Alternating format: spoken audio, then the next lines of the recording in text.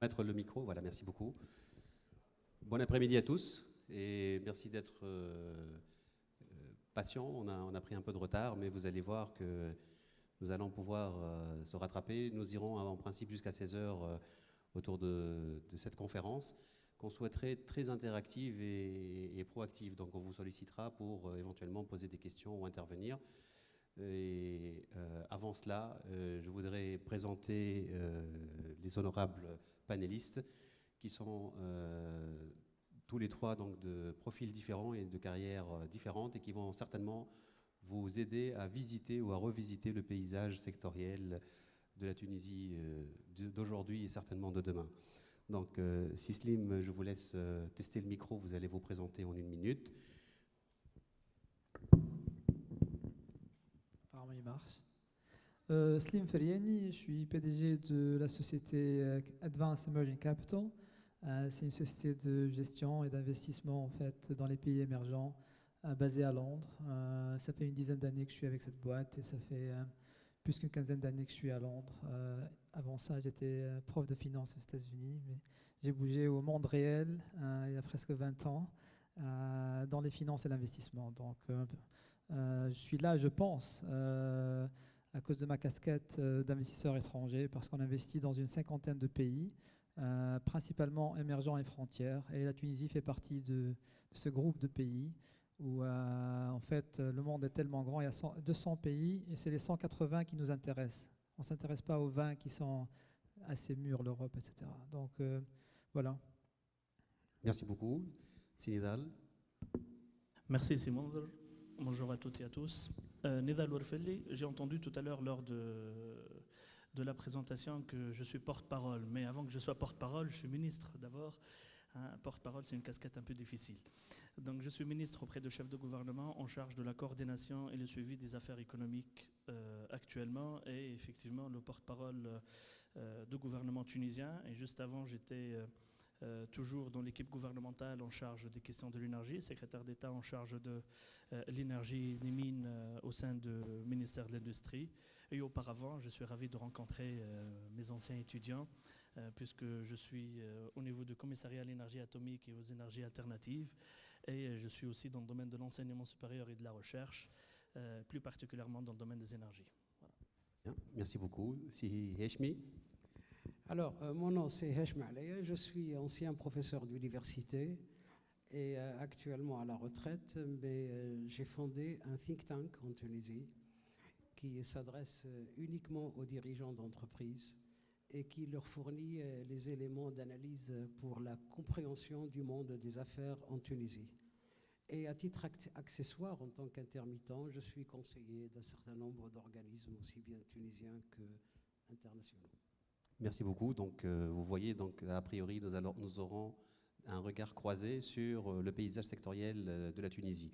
Alors, première question, pourquoi le modèle actuel, le modèle de développement actuel pose problème et n'arrive plus à répondre à l'investissement et en tout cas aux sollicitations, que ce soit du secteur public et privé. Voilà. S'il y a des blocages, quel est votre regard sur l'état actuel du modèle avant de pouvoir passer à une revisite donc, de ce qu'il faudrait faire. Je m'adresse peut-être par Siheshmi pour donner le premier débrief.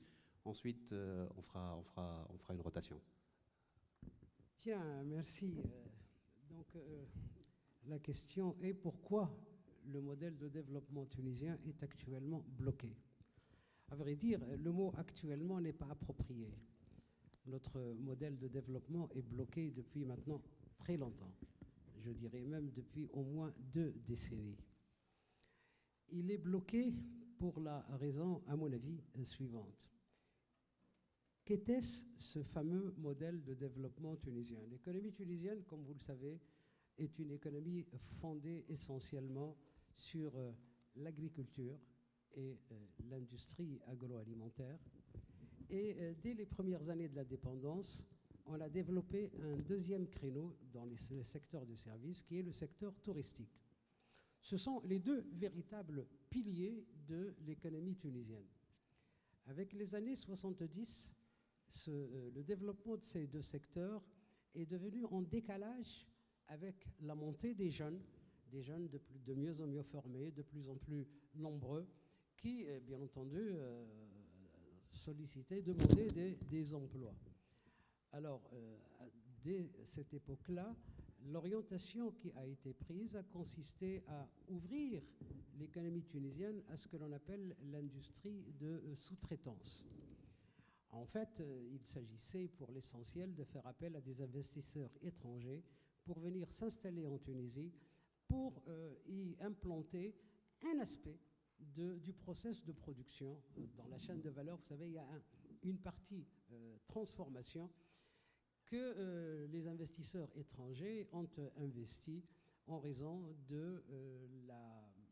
du coût, je dirais, bas de la main-d'œuvre tunisienne. Alors, ce modèle a ainsi continué à se développer, aussi bien sur la base de l'agroalimentaire, du tourisme et enfin de ces activités qui utilisaient l'avantage compétitif de la Tunisie, qui est la main-d'œuvre. Parce que, comme vous le savez, pour attirer l'investissement, il faut soit avoir la technologie, soit avoir de l'énergie à bon marché, soit avoir du capital, soit enfin avoir une main-d'œuvre qui est bon marché. Le seul facteur compétitif pour la Tunisie, c'était la main-d'œuvre.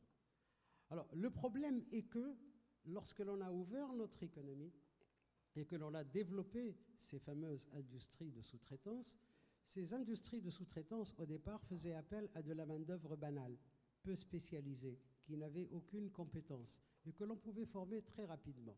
Ça allait très bien parce que pendant les années 70, le gros de la main-d'œuvre tunisienne était en gros en résonance avec les besoins des investisseurs étrangers. Mais comme entre-temps la Tunisie a lourdement investi dans la formation, dans le développement de sa ressource humaine, les jeunes formés de plus en plus nombreux qui arrivaient sur le marché de l'emploi ne trouvaient en face d'eux que, si vous voulez, cette offre d'emploi. Or, elle était en totale inadéquation avec leurs besoins. On ne peut quand même pas demander à un ingénieur ou à un maîtrisard d'aller travailler dans une usine de confection textile ou dans une usine tournevis, en quelque sorte. Donc, dès la fin des années 70, le modèle commençait à s'essouffler. Et il aurait fallu, bien entendu, dès cette époque-là, négocier un virage stratégique, c'est-à-dire réouvrir encore davantage notre économie, faire en sorte que des filières nouvelles se développent et qui correspondent aux besoins de ces jeunes qui arrivent sur le marché de l'emploi. C'est ce que nous n'avons pas fait, malheureusement. Et c'est ce qui explique d'ailleurs les déboires de la Tunisie pendant les années 80 qui ont amené le changement politique. Changement politique qui n'a pas su malheureusement négocier ce virage. Voilà pourquoi je disais tout à l'heure, on a perdu quasiment 2 décennies. Alors évidemment, avec l'ouverture de l'économie, avec le développement du secteur touristique, avec l'essor du secteur agroalimentaire, eh bien, on a réussi malgré tout à réaliser une croissance qui était assez, je dirais, confortable, de l'ordre de 4 à 5% par an. C'est ce qui permettait à l'État d'avoir les moyens pour précisément calmer les ardeurs des jeunes, subventionner les chômeurs, subventionner les produits de base, etc., etc. Bien entendu, cette politique ne pouvait durer qu'un temps. Tout à fait, tout à fait. Avec la crise mondiale de 2007-2008, eh bien, les sources de la croissance tunisienne se sont taries. Le secteur touristique est entré depuis bien longtemps dans une crise structurelle très profonde. Le secteur agroalimentaire n'a pas su se hisser au niveau de la nouvelle économie régionale dans laquelle on baignait. On avait la facilité du marché libyen, un peu le marché algérien, etc. Et au niveau des activités de transformation et de sous-traitance qui étaient basées sur la main-d'œuvre banale, là, le blocage était patent depuis déjà des décennies. Donc, avec la dépression, avec donc la crise qui s'est enclenchée, le modèle a éclaté et il a entraîné le fameux clash de 2010-2011. On en est là jusqu'à aujourd'hui. Très bien. Alors, comme on en est là et que nous avons un représentant du gouvernement, donc est-ce qu'au niveau de la présidence du gouvernement, un diagnostic a été fait et quels sont peut-être les chantiers prioritaires au niveau du modèle actuel dans la mesure où on sait que vous travaillez sur un futur modèle, mais est-ce qu'il y a un effort au moins de réanimation du modèle existant, parce qu'il va continuer quand même peut-être à coexister quelque temps, le temps que le futur arrive? Merci pour cette question. Que puis-je dire après cette présentation historique de monsieur le professeur, mais de contexte et de modèle économique tunisien. Mais par contre, permettez-moi d'avoir un plus de précision concernant l'essoufflement du modèle économique avant de répondre le comment va être réanimé. Votre question est: le modèle économique actuel est bloqué. Juste, je nuance vos propos en disant que nous avons une croissance très très faible certes, mais elle est autour, l'année dernière, pour l'année 2013, elle est de 2,6%. Donc, dans un pays où c'est passé ce qui s'est passé entre nous, hein, Thawra, c'est pas juste un changement d'un régime à un autre. Avec l'explosion des demandes sociales, faire une croissance économique de 2,6%, et cette année, l'objectif, pour être réaliste, faire un objectif de 2,8%, en tout cas selon les prévisions d'un certain nombre d'institutions internationales ou de bailleurs de fonds, on devrait faire un taux de croissance important, plus important de 2,6, ça tourne autour de 3, mais nous, en tant que gouvernement, on aimerait bien être réaliste et dire aujourd'hui qu'on va faire un taux de croissance autour de 2,8%, sachant que le premier trimestre, c'est 2,8%. Hein. En glissement annuel, c'est 2,2%. Mais par contre, votre question était, est-ce que le modèle économique est bloqué? Je dis non, il n'est pas bloqué, il souffre. Il souffre pour un certain nombre de pressions ou pour un certain nombre de facteurs. Il y a des facteurs qui sont endogènes à notre pays et à notre modèle ancien, mais il y a aussi des facteurs qui sont exogènes. Rapidement, notre économie avant 2008-2009, c'est une économie qui faisait à peu près, comme l'a dit c'est Heshmi, autour de 4 à 5%, voire même parfois on annonce 6%. Mais bon, les chiffres sont là, sont les chiffres, mais en tout cas on faisait un taux de croissance autour de 4 à 5%. Ce taux de croissance, il faut le dire aussi, a permis, depuis les années 60, un recul significatif quand même de la pauvreté. Mais c'est une économie qui est coincée, qui est piégée dans des secteurs à très faible valeur ajoutée. Donc c'est une économie qui ne crée pas de la richesse, qui ne crée pas de la valeur économique. D'autre part, c'est une économie à très faible, comme j'ai dit, en fait, à très faible valeur ajoutée. Donc, 1. 2. C'est pas une économie qui a boosté ou qui a incité l'innovation et l'entrepreneuriat. C'est pas une économie qui a développé ou incité l'investissement dans le domaine privé. Donc, c'était une économie relativement qui faisait un taux de croissance, c'est vrai, qui absorbe un certain nombre de demandes sociales nationales, oui, mais c'est une économie qui reste relativement fermée sur elle-même avec, en ce qui concerne à très faible valeur ajoutée. Deuxième point, c'est une économie qu'on croyait économie ouverte, à 80% d'échanges avec le monde extérieur. Or, ce monde extérieur n'est plus ni moins que l'Europe, et dans les 80%, ces 80%, c'est uniquement 4 pays. On le sait tous, hein. L'Allemagne, l'Espagne, la France et l'Italie.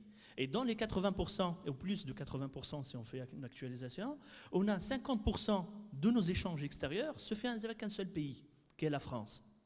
Donc nous croyons avoir un modèle économique qui est ouvert. Or, ce modèle, c'est vrai, il est ouvert en Europe, vers l'Europe, c'est-à-dire en termes d'échanges commerciaux, mais aussi un modèle économique qui, en fin de compte, restreint à un seul pays. 50% de nos échanges avec l'Europe se fait avec la France, et vient, comme vous l'avez cité, monsieur le professeur, le choc exogène, qui est la crise économique et la crise financière. Forcément, c'est un facteur exogène. Si cette économie avec laquelle on travaille, où on a des échanges commerciaux, se trouve au plus bas, on fait un taux de croissance aujourd'hui autour de 0% en Europe, je parle des années précédentes, forcément, ça impacte directement notre économie. Donc, vous voyez, un autre modèle économique qui n'encourage pas l'innovation et l'entrepreneuriat, un modèle économique qui a très faible valeur ajoutée, dans des secteurs à très faible valeur ajoutée, qui sont essentiellement l'agriculture et le tourisme. Troisièmement, un modèle économique très dépendant d'un nombre restreint d'échanges, en fait, de pays avec qui on a un échange commercial, donc à moindre crise, ça impacte directement la Tunisie, en fait, le modèle économique tunisien. Et quatrième point, ça aussi important, c'est le fait qu'on croit qu'on a on fait de la valeur ajoutée dans le domaine de l'exportation. Or, ce qu'on fait essentiellement, c'est de l'exportation de l'assemblage. Donc, on ne fait pas véritablement de l'innovation, on ne fait pas de l'industrie, on ne fait pas de la recherche, on ne fait pas le développement, on ne fait pas de l'incubation, on fait uniquement l'exportation de l'assemblage. Et pourquoi ? Pour la raison dont a expliqué aussi monsieur le professeur, qu'on cherchait essentiellement la sous-traitance, qu'on cherchait essentiellement la main-d'œuvre à bas coût, non qualifiée à bas coût, et on fait essentiellement de l'exportation dans le domaine de l'assemblage. Ça, ce qui concerne, qui a bloqué essentiellement notre modèle économique jusqu'à après la crise économique et financière, viendra après le facteur aussi bloquant ces 3 dernières années, que nous avons un modèle économique qui est expansionniste. Un modèle économique, pour le dire autrement, pendant ces 3 dernières années, on s'est occupé du politique, on s'est occupé de la Constitution. Au bout de 3 ans, c'est vrai, nous avons une Constitution qui est intéressante, garantissant la liberté d'expression, la liberté de conscience, la liberté et prenant les parités hommes-femmes. C'est vrai, nous avons une belle Constitution, mais par contre, pendant ces 3 dernières années, on a oublié l'économie. L'économie, on l'a mis à part, on ne s'est pas véritablement s'intéresser à l'économie et par conséquent, l'économie ne nous a pas oubliés. Donc aujourd'hui, nous sommes véritablement dans un modèle économique où c'est très restreint. Voilà, c'est la première question. Très bien, merci beaucoup pour ces précisions. Donc économie ou modèle économique bloquant et pas bloqué. Donc effectivement, il y a une nuance et on y reviendra certainement au Sénégal. Dans le modèle économique, on parle souvent de land, labor and capital. Et donc le 3e pilier du modèle, c'est le capital. Est-ce que la Tunisie attire les capitaux SISLIM, les capitaux internationaux? Pas à ce que je vois, du moins sur la base des chiffres, les IDE sont en baisse et d'après ce que je vois, les investisseurs locaux ne sont pas nécessairement en train d'investir. Donc, pour moi, l'un des plus grands problèmes, c'est le manque d'investissement en Tunisie. Et ce n'est pas nécessairement seulement le capital étranger, c'est également le capital local. Donc, nous, on investit, comme j'ai dit tout à l'heure, on investit à peu près un peu moins qu'$1 milliard sur une 50aine de pays. Et le premier critère qu'on doit analyser, c'est le risque pays. Et on n'est pas les seuls à le faire, on réinvente à la roue. Tous les investisseurs étrangers, avant d'aller où que ce soit, ils analysent le risque pays. Ensuite, ils voient les opportunités sur le plan micro, quel secteur, quelle compagnie et tout. Et la réalité est là. Donc, sur les 3 dernières années, le risque pays pour la Tunisie s'est effondré. Et nous ne sommes pas les seuls à le dire. Il y a des agences de notation et tout. Mais c'est réparable. Donc, dans mon intervention tout à l'heure, je ne sais pas s'il y en a qui sont là, ils vont m'écouter encore une fois dire la même chose. En tant qu'investisseur, où que ce soit, l'incertitude est l'ennemi de l'investisseur. Donc on n'aime pas l'incertitude et tant qu'il n'y a pas de visibilité, du moins sur le moyen terme, on ne va pas dire sur le long terme, sur le moyen terme, sur la scène politique, c'est les perspectives sur les 3 à 5 prochaines années, pas les 10 à 15. Parce que les investisseurs étrangers également, ils veulent une certitude sur le plan réglementaire et tout. Ils n'aiment pas que les repères changent. Ils veulent aller investir quelque part et ils savent à quoi ils doivent s'attendre, quelle réglementation, etc. Maintenant, la Tunisie est en période de changement. Donc ça rajoute à toute l'incertitude. Je regarde là où on est, on a très très peu en Tunisie, même si je suis tunisien et j'essaye. Mais la réalité est que je dois faire mon boulot et il y a des gens autour de moi, il y a une équipe d'investissement et tout. Et donc, même le biais tunisien n'est pas suffisant en fait pour encourager de l'investissement en Tunisie pour le moment. Comme je l'ai dit tout à l'heure, pour certains qui étaient dans l'audience, les 6 à 9 prochains mois du moins, la visibilité sur la scène politique devrait être un catalyste positif ou négatif en fait. J'espère que ce sera positif. On veut tous être optimistes dans le sens où le temporaire reste temporaire. Donc c'est pour ça que la communauté internationale, les étrangers comme nous, on voudrait avoir une idée sur qui va gérer dans une horizon de 5 ans, j'imagine, pour à peu près à savoir à quoi s'en tenir, pas sur les 20 prochaines années. Donc l'IDE, l'investissement direct étranger, reste malheureusement un talent d'Achille pour l'instant pour la Tunisie, à part l'investisseur local. Et j'imagine, je parle à beaucoup de gens dans le secteur privé en Tunisie, je rentre en Tunisie souvent, bien que je vis à Londres, on fait pas beaucoup de choses sur le plan professionnel encore en Tunisie, on fait un petit peu, mais je reste en contact. L'une des raisons pour laquelle je suis là aujourd'hui, c'est un petit peu une façon de m'impliquer beaucoup plus sur la Tunisie et d'essayer d'aider d'une façon ou d'une autre. Entre autres, c'est d'essayer de faire un truc qui me permettrait, moi, personnellement, de m'impliquer plus en Tunisie avec la casquette investisseur. Très bien. Sinidal, vous voulez réagir par rapport à ce que vient de dire Sislim, par rapport à l'attractivité du pays aujourd'hui avec cette incertitude et peut-être un horizon qui n'est peut-être pas encore bien clair et tracé pour un investisseur international? D'abord, avant d'arriver à la question d'attractivité, on a parlé, c'est vrai, du modèle économique relativement défaillant. C'est vrai, aujourd'hui, on a une économie qui souffre. Et la principale, je dirais, orientation actuelle de gouvernement, c'est, bien sûr, la première priorité, c'est d'arriver à faire des élections générales, libres, transparentes, et espérant à la fin de l'année 2014. Et c'est un peu ça ce que se dessine aujourd'hui en tout cas. Et deuxième point, mais par contre, on ne peut pas y arriver à mettre en place ces élections libres et par conséquent répondre en question, j'essaie de répondre indirectement à la question de Sislim en disant qu'effectivement au bout de 5 ans c'est qui va gouverner la Tunisie ou autre. L'essentiel c'est qu'on arrive aujourd'hui à mettre en place des élections générales, libres et transparentes qui permettent d'avoir une visibilité politique. Ça c'est le premier lieu. Mais par contre pour arriver à mettre en place ces élections, il faut absolument relancer. D'abord, il y a un préalable qui est la question sécuritaire. Je pense que l'investisseur se pose plus de questions sur la question sécuritaire que la question qui va gouverner demain. C'est-à-dire qu'il y a tout un travail important sur la sécurité. Et ça, c'est très important et je pense qu'il y a certaines améliorations.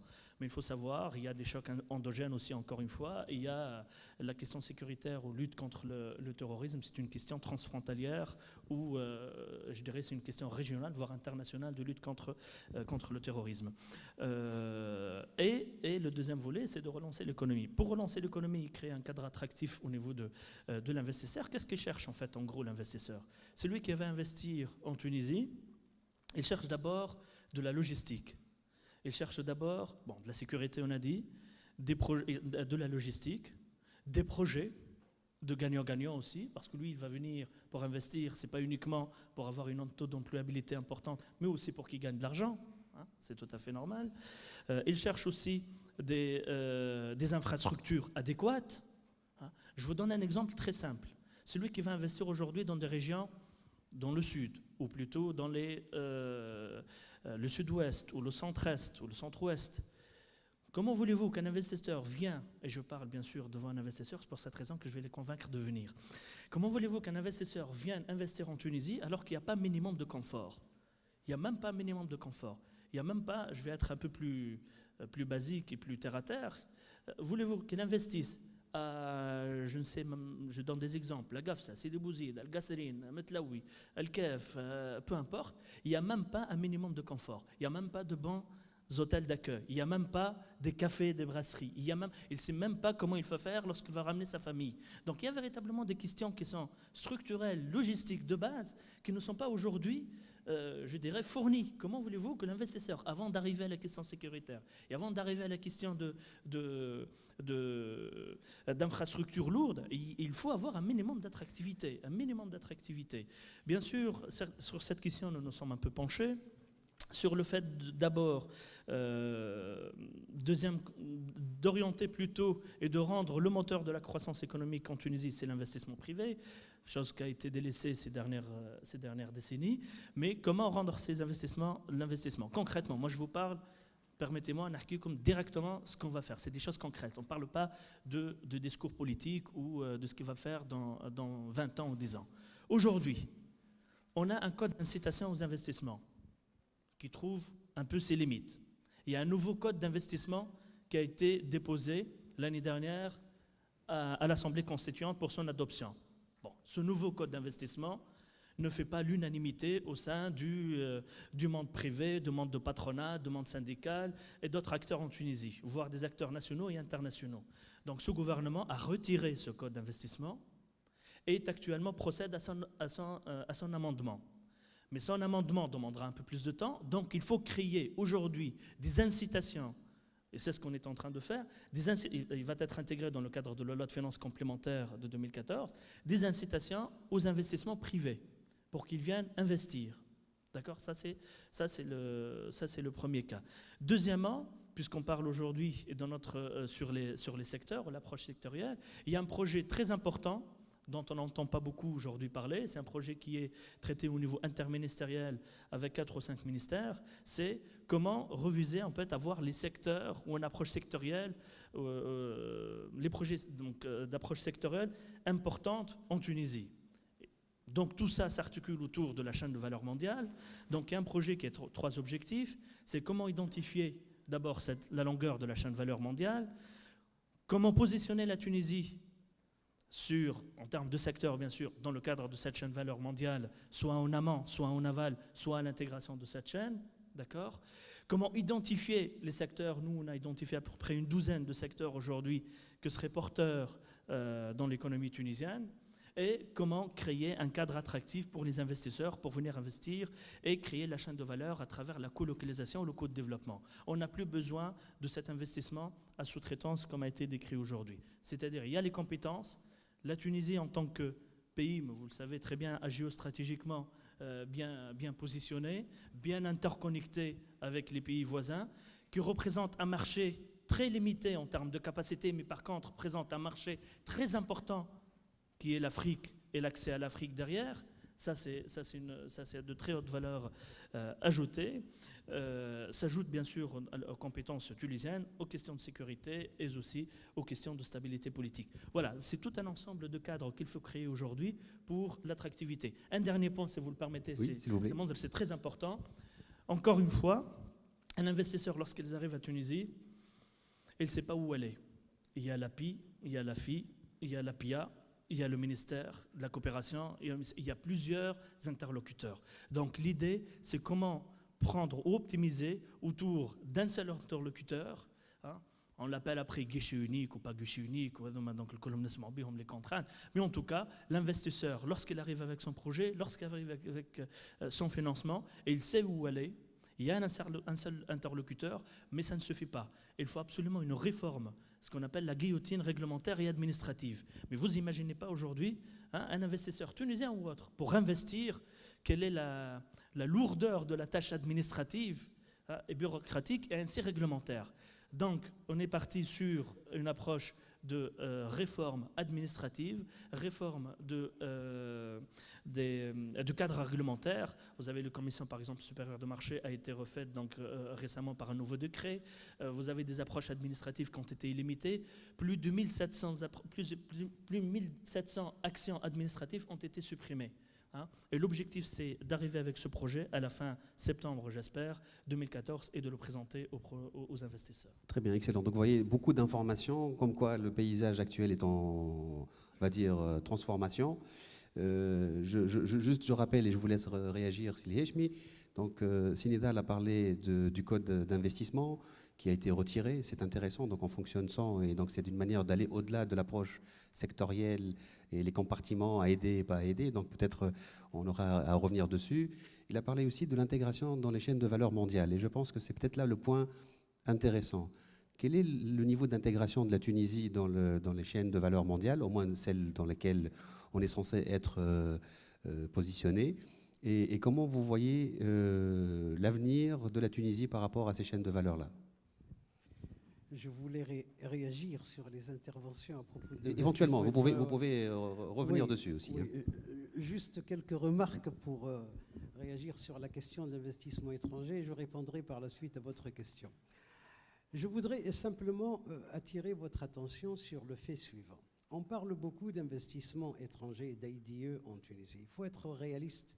La vérité est loin de correspondre à ce que l'on entend par ces termes.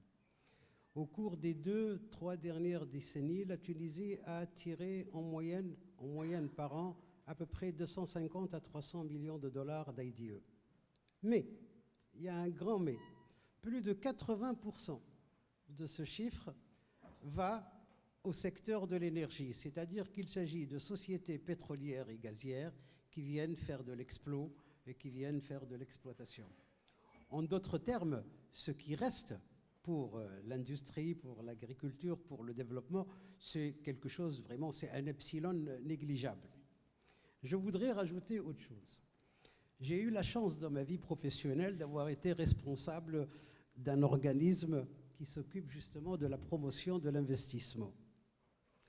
Et ce que j'ai remarqué, c'est que les investisseurs qui viennent en Tunisie, d'abord, ils n'apportent pas beaucoup d'argent. Je peux vous le dire en connaissance de cause. Il vient investir, par exemple, dans une activité touristique. L'investissement consiste à louer un hôtel tunisien. Il vient investir dans l'industrie textile ou dans les industries mécaniques et électriques. En quoi consiste l'investissement? À louer une baraque, à importer des machines vieilles, amorties, et à utiliser la main-d'œuvre tunisienne. Je n'exagère pas la réalité. Mais je suis réaliste, je ne suis pas un officiel, je vous dis les choses telles que moi je les ai vécues. C'est ce qui d'ailleurs explique la petitesse, je dirais, des chiffres qui sont en jeu. Je peux multiplier les exemples, juste pour vous montrer que les IDE en Tunisie, depuis les années 80, c'est vraiment quelque chose de ridicule. Mais je voudrais rajouter la chose suivante. Par contre, les investisseurs étrangers, qu'ils soient européens, mais pas uniquement, parce que j'ai eu maille à faire avec les Américains, les Japonais, les Asiatiques à l'époque, très intéressés par l'investissement en Tunisie. Pas pour le marché tunisien, en raison de la forte exiguïté de notre marché. En fait, la Tunisie, c'est une économie qui ne compte pas. C'est juste une petite plateforme pour les investisseurs étrangers. Par contre, ce qu'ils convoitent, c'est les marchés de proximité, c'est-à-dire l'Algérie et la Libye. Et le drame de la Tunisie, c'est que nos politiques, depuis ces temps reculés, n'ont jamais compris. Ils ont continué à patauger dans la contradiction. On leur a à maintes reprises dit « Attention, ce qu'il faudrait faire, c'est tout mettre en œuvre pour que les frontières commerciales, douanières, fiscales et autres qui existent entre ces deux pays qui nous embrassent, l'Algérie d'un côté, la Libye de l'autre, soient des frontières totalement, si vous voulez, enlevées, parce que c'est ça qui va permettre à la Tunisie de devenir réellement un site intéressant pour l'investisseur étranger. Je ne voudrais pas être lent, juste deux autres petites remarques. Si on revient quand même sur et on reviendra sur la chaîne de valeur, hein, si vous permettez. Oui, d'accord. Juste pour rajouter. Du code de l'investissement et de la réforme du code de l'investissement. Je suis désolé, mais là aussi, on est dans l'erreur. Pourquoi? Parce que nous avons mis en Tunisie en place, au début des années 70, un code de l'investissement qui, de l'avis unanime, il y a des écrits là-dessus, est parmi l'un des codes les meilleurs. Et là aussi, j'ai trouvé, par malheur, je me suis trouvé mêlé à ces histoires de réforme du code de l'investissement qui ont attiré trop de problèmes. Parce que, à chaque fois que le politique dit « je vais réformer le code de l'investissement », moi je dis « halte là, n'y touchez pas ». On m'a dit pourquoi? Mais parce que je leur dis, les étrangers qui nous regardent de loin ont horreur d'une chose, ils ont horreur de l'instabilité juridique. Mieux vaut garder un texte, même mauvais, plutôt que de modifier constamment ce texte. Et ça m'a attiré énormément de problèmes. Jusqu'à même récemment, après la Révolution, là aussi, c'est une mode en Tunisie. Tiens, on va réformer le code de l'investissement. Mais le réformer, pourquoi? Il n'est pas mauvais, le code que l'on a. En tous les cas, même s'il y a des aspects qui sont défaillants, et il y en a, bien entendu, mieux vaut garder le texte ancien, ne pas le toucher, pour éviter cette instabilité juridique, plutôt que de se lancer dans le chantier de la réforme du code de l'investissement. Parce que qu'est-ce que vous allez obtenir avec cela? Tout simplement que le Tunisien qui va investir va dire « hop là, ce n'est pas le moment d'investir, attendons le nouveau code d'investissement ». L'étranger aussi, lorsqu'il entend qu'en Tunisie, on a mis en chantier le code de l'investissement. Ah bon, attendons voir à quelle sauce on va être mangé.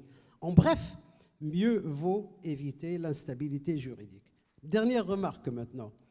On a évoqué la question de la bureaucratie et des lourdeurs bureaucratiques pour l'investisseur qui désire monter une entreprise en Tunisie. Là aussi, il faut connaître notre histoire, je suis désolé. La Tunisie a mis en place, au début des années 70, ce que l'on a appelé un guichet unique. À l'époque, c'était un concept innovateur, cité en exemple dans le monde entier. Un guichet unique où, effectivement, celui qui voulait monter une entreprise pouvait le faire en moins d'une journée.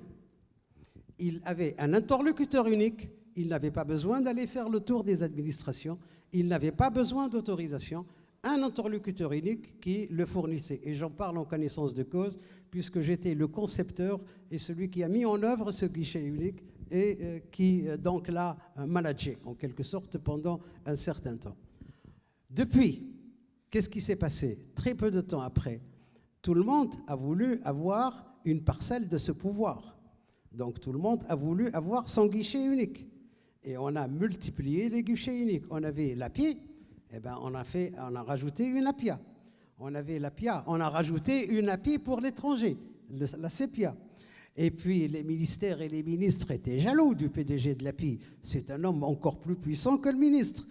Ils veulent avoir leur parcelle de pouvoir. Donc il faut passer sous leur fourche codienne pour obtenir leur autorisation. Et c'est ce qui explique ce que vient de dire Si Wolfeli. L'investisseur est obligé de faire le tour des ministères et de l'API pour. Or, il suffisait tout simplement de revenir à ce modèle et à cet ancien code de l'investissement. La voie, elle est là, elle est tracée. On a été innovateur. Je peux vous indiquer des références bibliographiques. FMI, Banque mondiale, le Fonds japonais d'investissement, les Autrichiens, les Allemands, etc., où la Tunisie, pendant les années 70, a été citée en exemple. Au risque de vous choquer, la France a créé son agence de l'investissement étranger sur le modèle tunisien. Et j'en parle en connaissance de cause, je connais les Français qui ont travaillé là-dessus. Alors, Voilà. Salih Hechmi, vous avez évoqué tous les points sauf celui de la question, donc sur la chaîne de valeur, vraiment assez brièvement, parce qu'on voudrait enchaîner avec ça sur les incontournables du futur modèle de développement, et on reviendra certainement sur les aspects institutionnels, réglementaires. Alors, les chaînes de valeur, est-ce que vous pensez que la Tunisie aujourd'hui est suffisamment bien intégrée? Est-ce que nous avons des atouts pour pouvoir aller dans des positionnements plus élevés? Des atouts, certainement qu'on en a. Mais à mon avis, la question est ainsi mal posée. Je suis désolé. La question n'est pas de savoir si la Tunisie est bien intégrée dans la chaîne de valeur mondiale. La question est que faire pour que la Tunisie s'intègre dans la chaîne de valeur mondiale. Parce que Sylvie Wolfeli l'a dit tout à l'heure, nous avons effectivement une création de valeur en Tunisie qui est exportée, mais elle est minable. J'ai fait une fois l'étude suivante. J'ai pris un jean ici à Paris. À l'époque, il était vendu 100 euros, 105 euros.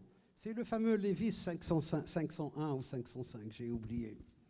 Et j'ai essayé de décortiquer ce chiffre. Sur les 100 euros, simplifiant, ce n'est pas la peine d'elgoter sur les chiffres, sur les 100 euros, ce jean est, tenez-vous bien, fabriqué en Tunisie. Fabriqué entre guillemets. Sur ces 100 euros, quelle est la part de la Tunisie? Combien d'euros reviennent à la Tunisie sur ce jean qui se vend à Paris où c'est écrit Made in Tunisia? Moins de 5 euros.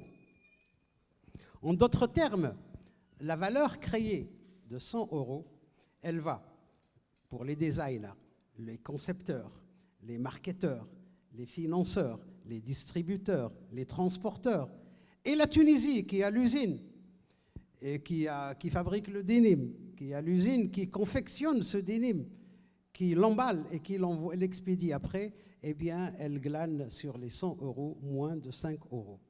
Donc, c'est vous dire que, oui, bien sûr, on peut toujours dire que l'on est intégré dans la chaîne de valeur, mais nous avons la part minable dans cette chaîne.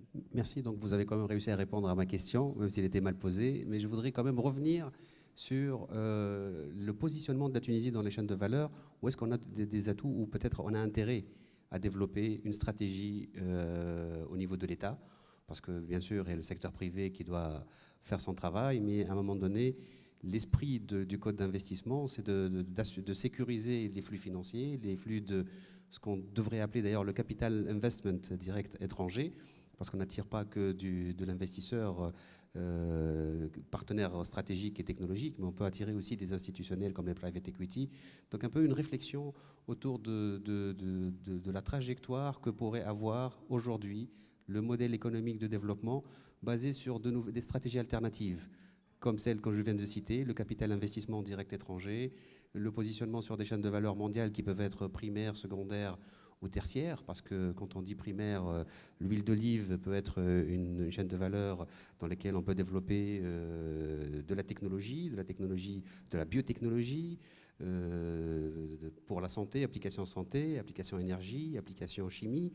On peut aussi, dans des chaînes de valeur aujourd'hui industrielles comme le textile, développer d'autres créneaux, d'autres secteurs. Donc en fait, casser cette vision sectorielle du textile, l'habillement et aller au-delà en mettant peut-être plus en synergie des potentialités tunisiennes qui sont réelles. La preuve que nous sommes aujourd'hui dans un public dominé par des ingénieurs. On voudrait que nos ingénieurs contribuent plus en innovant, en s'intégrant peut-être aussi par des startups, donc l'entrepreneuriat d'innovation, qui n'est pas assez promu aujourd'hui concrètement au niveau du paysage, on va dire, économique général. Si Nidal, est-ce que vous voulez apporter quelques précisions sur les incontournables du futur modèle ou les choses que vous êtes en train de préparer qui vont rester dans ce que je viens de citer? Merci, effectivement. En ce qui concerne les chaînes de valeur, bien sûr, je vous ai dit qu'il y a un projet actuellement en cours d'identifier une douzaine de secteurs sur lesquels on essaie, en tout cas, la Tunisie essaie de se positionner dans cette chaîne de valeur, mais plutôt quels sont les atouts donc, au niveau de ces chaînes de valeur. Après, que ce soit dans le domaine de l'aéronautique ou que ce soit, je donne un exemple, par exemple, dans le domaine de l'aéronautique, vous avez au Maroc donc une industrie je dirais très développée, mais par contre, lorsqu'on s'est vu il y a une dizaine de jours avec nos collègues et amis marocains, nous pouvons être plutôt complémentaires en ce qui concerne notre approche de développement industriel. Ça, c'est un domaine. Hein. Donc, je parle de l'aéronautique, vous avez parlé de textile, et il y en a plusieurs d'autres domaines. Mais notre atout aujourd'hui, c'est quoi? Notre atout, d'abord, c'est... Allez, on est entre Tunisiens, c'est ça. C'est que notre révolution est derrière nous aujourd'hui. Ah, ça, c'est un premier atout, mais qui est d'ordre général. N'est-ce pas, monsieur le professeur? Peut-être deuxième atout plus sérieusement, c'est que nous avons des compétences. Et ça, c'est très important. Lorsqu'on parle de chaîne de valeur, il nous faut véritablement des compétences. Parce qu'on parle de la chaîne de valeur, on parle de la formation, il ne faut pas l'oublier aussi, en passant par la recherche et développement, en passant par les startups et incubateurs, jusqu'à l'industrie. Donc, c'est toute la chaîne qu'il faut absolument viser aujourd'hui. Ce n'est pas uniquement un maillon de la chaîne où on va dire on va s'intégrer dans cette position. Donc, nous nous apprêtons, compte tenu de notre modèle, même il est en cours actuellement d'amélioration, certes et imparfait, notre modèle de formation, mais en tout cas, ça devrait être aussi un de nos atouts. De nos compétences, j'ai dit, les compétences que ce soit à l'échelle nationale, mais aussi vous, en tant que compétence à l'échelle internationale, ça c'est très important, ça c'est une valeur ajoutée importante dans le cadre de notre chaîne de valeur. Donc il faut toujours réfléchir comment avoir cet lien, même en vivant à Londres et ne pas avoir réussi jusqu'à aujourd'hui à développer peut-être des investissements en Tunisie, mais il faut toujours être, même en étant à l'extérieur, avoir un lien avec la Tunisie. Nous avons un autre atout aussi, nous avons un marché économique qui s'apprête plutôt à des petites et moyennes entreprises. Je vous le dis, je ne le savais pas avant. Je me suis dit toujours, je m'attache aux grandes multinationales qui apportent plus d'emplois, plus de valeur, plus de création de la richesse. Mais en fin de compte, lorsqu'on voit notre marché et notre capacité au niveau de notre marché, c'est favorable à des petites et moyennes entreprises qui peuvent véritablement s'insérer dans le cadre de cette chaîne de valeur. Quatrième atout, c'est la position géostratégique de la Tunisie. C'est ce qui a été dit par Saleh. C'est effectivement, nous sommes bien positionnés vis-à-vis à l'Europe d'abord, hein, Deuxièmement, je dis bien positionné, mais pas bien, nous n'avons pas de bonne infrastructure. Nous n'avons pas un port en eau profonde aujourd'hui. Vous voulez attirer des investisseurs, nous n'avons même pas un port en eau profonde. Nous n'avons pas une autoroute qui fait le nord et le sud avec, vous voyez, tout à l'heure j'ai parlé des projets d'infrastructure de base. Donc c'est un positionnement géostratégique intéressant vis-à-vis à l'Europe, vis-à-vis aussi les pays voisins, notamment la Libye et l'Algérie. Et au-delà même, espérant bien sûr que la Libye puisse s'en sortir de sa situation. C'est aujourd'hui, je vous dis d'une manière un peu claire, le vrai danger pour nous, c'est la situation qui se trouve en Libye. Mais aussi, le troisième atout, c'est l'accès en Afrique. Il faut le dire, et je parle sous le contrôle de monsieur le professeur, c'est que toujours le modèle de développement, je parle du modèle de développement tunisien, était considéré comme un exemplaire par rapport aux pays de l'Afrique. Aujourd'hui, on voit que la croissance économique à 2 chiffres se fait en Afrique aujourd'hui. Au Nigeria. Donc voilà, je ne parle pas de l'Afrique du Sud, bien sûr. Avant, on parlait que le continent africain marche avec sa tête et ses pieds. Aujourd'hui, c'est tout le continent qui marche. Donc nous avons de la vraie croissance économique. C'est là la véritable croissance économique. Et l'accès des Tunisiens à ces marchés est aussi important, et les relations qu'on a avec les pays africains et l'ouverture vers les pays africains, c'est très important. Le Maroc est-ce qu'il y a des Marocains ici d'abord, hein? Le Maroc était véritablement, a bien profité de cette position. Et lorsqu'elle a fait son forum économique mondial, j'ouvre juste une parenthèse, lorsqu'elle a fait son forum économique, il a fait en Côte d'Ivoire, me semble-t-il, mais c'était une vraie réussite. Le Maroc faisait son forum économique en Côte d'Ivoire. Absolument. 3 Boeing se sont déplacés. 600 hommes d'affaires se sont déplacés avec le roi. Hein, c'est véritablement, est-ce qu'on voit sur certains aspects, notamment dans le domaine banquier ou autre, financier ou autre, qu'il est en train de grignoter dans le marché africain. Donc à nous de trouver dans ce lot d'atouts que permis la Tunisie, hein, notre positionnement dans le cadre de cette chaîne de valeur. Et aussi un dernier point, c'est qu'il y a d'autres atouts, hein, je ne parle pas de l'infrastructure électrique, je ne parle pas de l'infrastructure d'interconnexion avec les pays voisins, mais aussi il y a un atout sur les technologies de l'information et de la communication. Il faut absolument qu'on mette toute notre orientation, en tout cas, sur cet aspect de technologie de l'information et de la communication dont la Tunisie a suffisamment d'étapes et de pas en avance. Absolument. Donc en fait, pour faire une transition, il faut qu'on apprenne à investir. Hein, parce qu'il y a effectivement le marché africain est juste à nos pieds et on ne sait pas encore comment l'appréhender. Apprenons à investir, apprenons à prendre des risques. Hein, c'est peut-être ça le message. Sislim, une réaction avant de donner la parole un peu à la salle pour prendre un peu l'écho de ce qu'on vient de dire et sentir si on a répondu ou pas à leurs attentes. Très rapidement, donc, si vous avez un commentaire. Oui, en fait, je commencerai par dire qui n'avance pas recule. Et qui n'avance pas recule. Donc pendant maintenant plus que 3-4 ans, on n'a pas vraiment avancé. On a trop parlé et entre-temps, il y a un coût d'opportunité. Time is money. Temps, c'est de l'argent. Et on a parlé de l'Afrique. 40% de notre portefeuille frontière est en Afrique parce que c'est là où il y a de la croissance. Si j'avais à choisir une place, si on me disait il faut arrêter d'investir en Russie, il faut arrêter d'investir au Brésil, etc., une place, c'est le continent africain. Sur les 10, 20, 30 prochaines années, c'est là où il y a de la croissance. Oui, croissance à 2 chiffres, mais c'est 54, 55 pays. Hein, ça dépend si on inclut le Sahara marocain ou non. 54, 55 pays. Donc, il y a à boire et à manger. Il y en a qui ont leurs problèmes, bien sûr, mais il y en a d'autres. Et c'est là où, oui, effectivement, on s'intéresse un peu plus au Maroc parce qu'ils nous ont devancés. Moi, quand j'ai bougé du monde académique au monde réel, il y a pratiquement une vingtaine d'années, mon premier job, c'était de couvrir la zone MENA dans le groupe Emerging Markets à Nomura. Et donc, je couvrais du Maroc au reste du Golfe. Eh bien, la Tunisie sortait du lot. Et j'étais très fier, en tant que Tunisien, il y a presque 20 ans, que chaque fois que j'allais au Maroc, à Oman, à l'Ordre, à Jordanie, etc., je revenais et je me disais vraiment, alhamdoulilah, Tunis, de loin. Malheureusement, une vingtaine d'années plus tard, et surtout les 10 dernières années, le Maroc nous a devancés sur plusieurs plans. Donc on a par exemple une banque comme Tijeri. Mais Tijeri, ce n'est pas l'exception à la règle. il y a beaucoup d'autres intervenants économiques marocains. Donc, il a parlé, et je les vois quand ils viennent à Londres, c'est impressionnant. Donc, ils mettent le paquet. Donc, finalement, ça revient à l'investissement.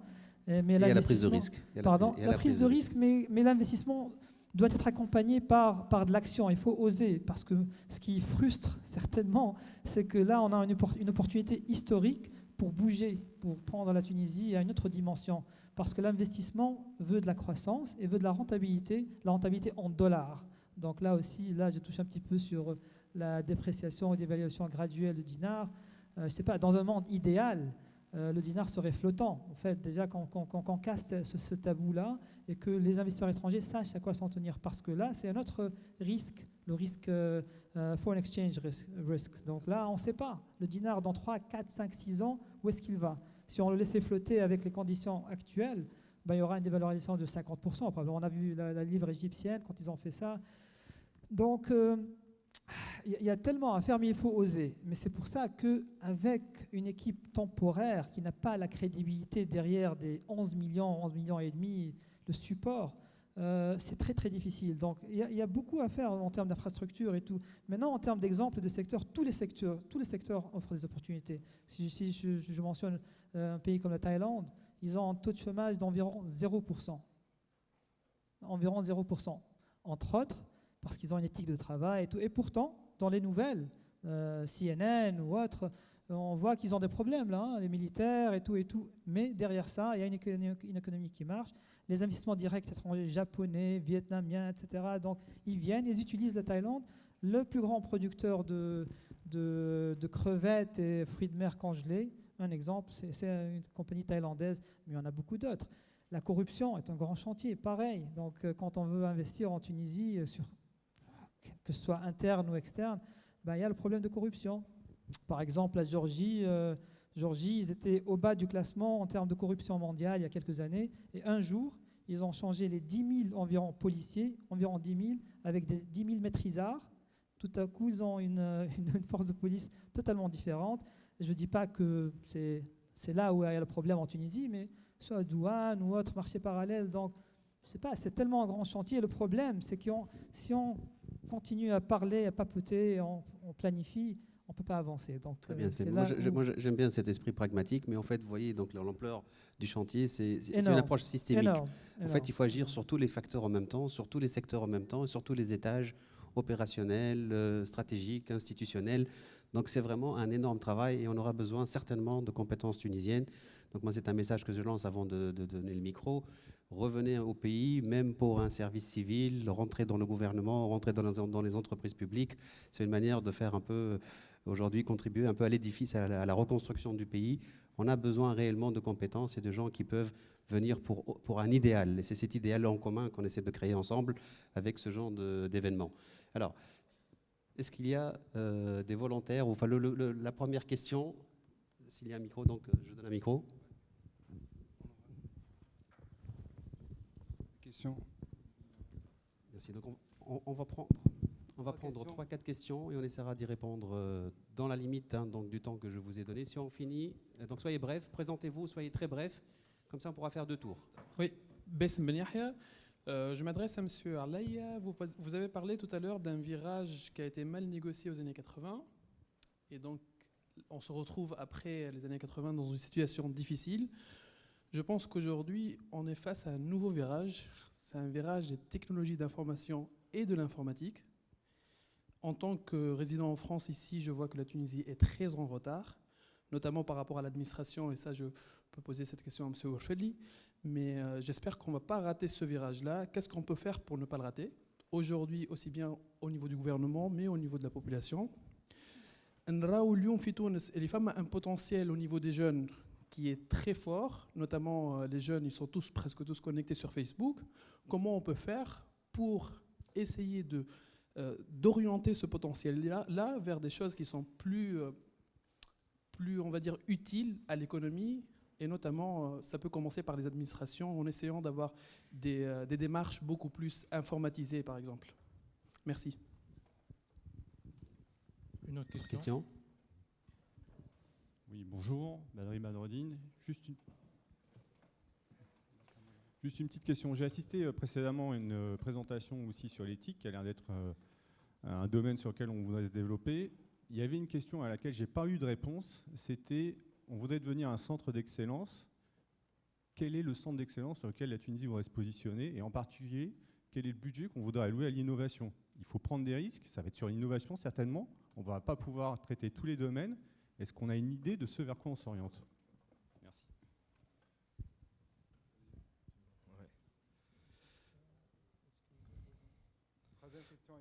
Troisième, bonjour, Jabir Chebi. Donc ma question, c'est pour le ministre de l'économie. Bon, j'ai beaucoup entendu des différents points qui ont été développés, mais il y a deux choses qui sont importantes donc, pour moi. Donc, la première, c'est lorsqu'on entend beaucoup parler, mais on ne voit pas agir. Et un gouvernement, il n'est pas là pour présenter les secteurs de développement. Ça, c'est les investisseurs, c'est leur rôle. Mais par contre, c'est de faire des vraies réformes. On entend beaucoup parler, mais il n'y a aucune réforme aujourd'hui. Juste un exemple, le tourisme. On est où du Open Sky? Aujourd'hui, c'est primordial donc, sur l'Open Sky. L'Afrique, où sont les forums qui doivent être faits en Afrique, qui développent l'investissement? Les groupes d'investisseurs donc, qui n'investissent pratiquement pas. Donc, c'est des marchés qui se fait justement donc, avancer par beaucoup d'autres pays. Et malheureusement, aujourd'hui, donc, on attend des réformes, on n'a toujours rien. Merci. Merci pour cette question. Allez, on va prendre encore une quatrième. Voilà, allez, encore deux maintenant. Je ne sais pas, il y a quelqu'un parmi les intervenants qui a dit que... il y a un intervenant qui a évoqué que l'agriculture, c'est un secteur qui a faible valeur ajoutée. Et je me demandais qu'est-ce qu'on pouvait faire pour que ce secteur ne reste pas un secteur à faible valeur ajoutée. Et qu'est-ce que vous avez fait pour améliorer ce secteur? Très bien. Allez, donc, une cinquième question, courte aussi, ça va nous aider. Bonjour, Ahmed Charksi. En fait, je rebondis sur le point des réformes. Vous avez parlé des réformes des investissements et tout. Par contre, on n'a pas entendu parler des réformes au niveau bancaire. On sait très bien, investissement, c'est de l'argent. Investissement, ce sont des crédits. Par contre, on n'a jamais entendu parler en Tunisie des réformes bancaires, des réformes d'investissement. Même pour les banques d'investissement et tout, on n'a jamais entendu parler de banques d'investissement qui sont capables de financer de grands projets. Du coup, est-ce que ce gouvernement, est-ce qu'il est en train de faire ces réformes-là ou c'est quoi la situation de la Tunisie à ce stade-là? Très bien, merci beaucoup. On va essayer de vous éclairer par rapport à ces questions donc, qui s'articulent autour du virage technologique, le centre d'excellence, donc s'il y en avait un, quel serait ce centre d'excellence, le passage à l'action, donc les réformes en cours, notamment celles qui permettront d'aller en Afrique, comme l'Open Sky, l'agriculture, qu'est-ce qui est fait aujourd'hui au niveau de l'agriculture pour renforcer l'agriculture et l'intégration peut-être de l'agriculture dans des chaînes de valeur mondiales, et la réforme du secteur financier plus en général et bancaire en particulier. Voilà. Donc je laisse Sinedal peut-être engager quelques éléments puisqu'il relève beaucoup plus de la vision politique et on donnera bien sûr à Sislim et à Siheshmi l'occasion de donner leur avis. Merci. Très bien. Très bien. Merci pour l'ensemble des questions véritablement pertinentes. Je vais répondre par rapport au centre d'excellence. C'est vrai, donc les centres d'excellence, vous voyez en France, il y a, je pense c'est une question qui m'est parvenue la première, il y a beaucoup de centres d'excellence, on avait les EDEX, il y a l'ABEX, il y a les pôles de compétitivité, donc tout ça c'est à construire. En ce qui me concerne, je vous réponds, mais c'est en cours d'étude. Un centre d'excellence, pour moi, ça pourrait être aussi une plateforme plutôt qu'un centre d'excellence dans le domaine des énergies. Et je peux vous dire pourquoi dans le domaine de l'énergie. C'est pas parce qu'effectivement Je viens du domaine de l'énergie, mais où on a véritablement de la valeur ajoutée, où on a véritablement, je dirais, un couplage avec les technologies de l'information et de la communication. On a de la compétence, on est bien interconnecté, nous avons un réseau stable, nous avons beaucoup de difficultés dans le domaine énergétique en Tunisie en termes de ressources. Nous sommes bien interconnectés avec nos pays voisins, nous sommes bien interconnectés avec l'Europe via l'Italie. Viendra un gros projet, c'est de l'interconnexion électrique aussi. Donc véritablement, je trouve qu'on a les prémices, mais sans aller plus loin, on a les prémices d'une bonne plateforme, d'un hub dans le domaine énergétique. Hein. Ça, c'est en ce qui concerne la première question. En ce qui concerne que vous attendez toujours et vous n'avez rien jusqu'à aujourd'hui, ça ne se pose pas question comme ça malheureusement dans le domaine politique. Dans le domaine politique, c'est que malgré que ce gouvernement a une période très très courte, il préfère plutôt faire des actions concrètes que de s'engager dans des paroles. Ces actions concrètes sont les suivantes. Il y a eu les 2 premiers mois et malgré la situation difficile, cher monsieur, auquel passe aujourd'hui notre économie. Vous savez, je rebondis juste sur un point. Parmi les chocs, véritablement, parmi les chocs les plus forts aujourd'hui, ces 2 dernières années, dans le domaine économique, c'est quoi? Vous parlez à un investisseur, vous lui dites OK, je mets en place la guillotine administrative, c'est-à-dire je simplifie, je mets en place un guichet unique, je mets en place des réformes juridiques, je mets tout ce que vous voulez en place, mais quel était le plus choc aujourd'hui? C'est que le choc aujourd'hui était essentiellement l'arrêt pendant 3 jours vous n'avez pas le fond d'écran du port de Radès. D'accord? Pendant 3 jours, le port a été arrêté. J'étais en visite la semaine dernière dans c'est une entreprise, c'est un industriel qui travaille dans le domaine de l'aéronautique. Le gros problème, c'est quoi? Lui, il fait de la production des petites pièces de 10 € qui coûtent 10 €. D'accord? Mais elles doivent arriver en Allemagne à exactement à un temps, et là les investisseurs, les industriels peuvent en témoigner, à un temps bien déterminé. Au minimum de décalage de l'arrivée de la production, c'est une amende importante. Donc, pour une pièce de 10 €, il paye une amende par jour autour de 350 000 €. Vous voyez, c'est ça la difficulté auquel aujourd'hui navigue, je dirais d'une manière générale, le paysage politique, c'est qu'on doit prendre conscience que le modèle social doit aussi évoluer. En ce qui concerne les réformes, vous en avez cité une réforme très importante, mais vous savez, les réformes ne sont pas uniquement écrites sur des cahiers ou sur des rapports et remises. C'est en négociation. Par rapport à l'Open Sky, c'est en négociation avec l'Union européenne. Et nous sommes le ministère du Transport qui mène cette discussion, cette négociation. Nous sommes au 2e round de négociation. Et en ce qui me concerne, moi particulièrement, effectivement, que je pense que c'est la bonne direction de se mettre, d'avoir réformé ou d'ouvrir un petit peu notre ciel, l'Open Sky. Notamment, ça va aider dans le domaine du tourisme et ça va aider même la compagnie nationale. Ça va l'aider. Parce qu'on a beaucoup, c'est vrai, aujourd'hui, des entreprises publiques, notamment tunisiennes, qui souffrent. Et ça pourrait créer de la compétitivité. Ce n'est pas en licenciement, mais par contre, on trouvera véritablement des gisements d'emploi pour des Tunisiens spécialisés dans le domaine de l'aviation civile ou autre. Donc, on va vers l'Open Sky. Je pense qu'on va y aller d'une manière progressive au début. On va en Open Sky partiel sur des aéroports bien déterminés, tels que Mfida ou Mestir et Jerba. Et je pense qu'à moyen terme, ou en tout cas dans les 2-3 années qui viennent, on va vers l'Open Sky véritablement sur l'ouverture du ciel. Pour l'ensemble des réformes, je vais vous le dire clairement, en ce qui concerne ce gouvernement, il mène en place 4 réformes importantes, au-delà de la réforme de l'Open Sky. La première, c'est en ce qui concerne, c'est pas moi qui le dis ça, mais c'est Alaya, il peut le dire, c'est que depuis je ne sais pas combien de décennies, on parle de réforme de système bancaire.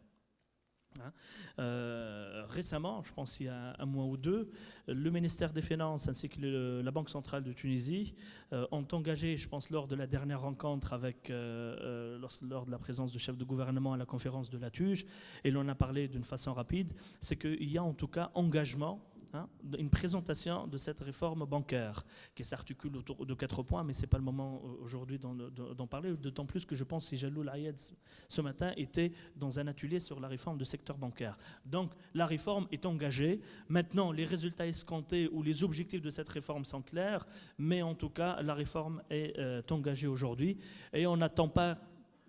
Ça, c'est ce qui se dit dans les médias. On n'attend pas l'audit des 3 banques, malgré qu'on a aujourd'hui presque finalisé les 3, mais on n'attend pas l'audit des 3 banques pour pouvoir effectuer des réformes. Les réformes sont déjà engagées.